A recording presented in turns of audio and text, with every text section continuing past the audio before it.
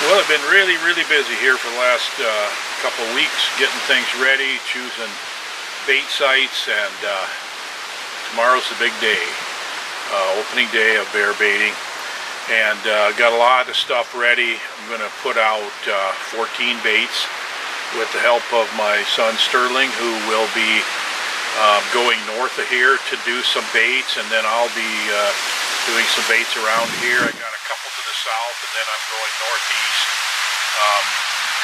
Optimistically, we could get all these baits out in 2 days. It's more likely going to be the last couple baits way to the north is probably going to be on the 3rd day, but we'll just have to see how it goes with just 2 of us. My buddy Virgil is coming up from South Dakota. He's going to be here this evening, and he would have been here earlier, except he couldn't find his wallet.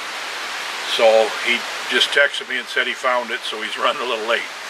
But unfortunately, according to Minnesota's rules, he cannot help me bait the bears because he's not a Minnesota resident, and I can't even hire him as a guide because he's not a Minnesota resident.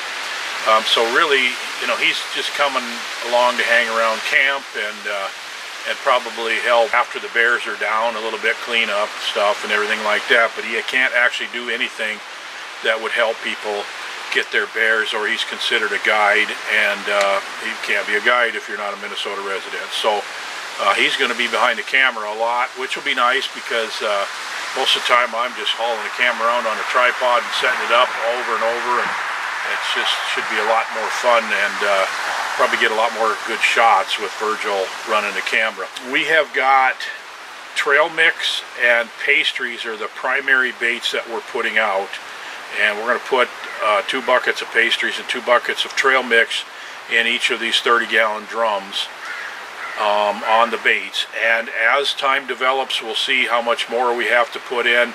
As soon as we get all the baits out, we're going to start checking baits, and they should be some of them will be hit, I suppose, the first night. Some of them maybe don't do well. It's always surprising where you got baits that they look great on paper and they shouldn't really do good, and they just bomb, you know. But you got other ones that maybe will have 4 or 5 baits on them, or bears on them, and they're probably going to have to be baited pretty regular. In extreme situations, they might even have to put a second barrel out. So it's really windy here today.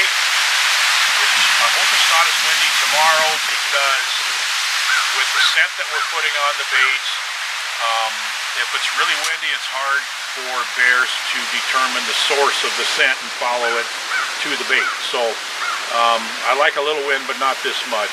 We had quite a cold front come through. We've just had a lot of temperatures in the 80s and even 90s. It's been an extremely hot, dry summer here.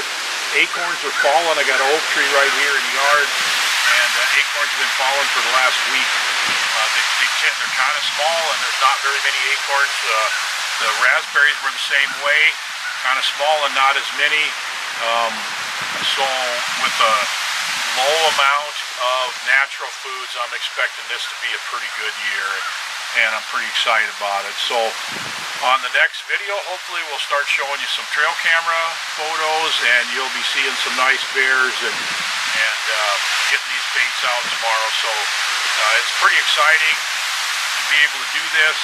I've never run this many baits before. I've ran baits for friends and family and so forth, but I've got 5 hunters coming in, fully guided hunt basically, and I'm pretty excited about putting some nice bears in front of them, and it should be really fun. So follow along. We're going to have quite a few videos coming here over the next 3-4 weeks, so here we go.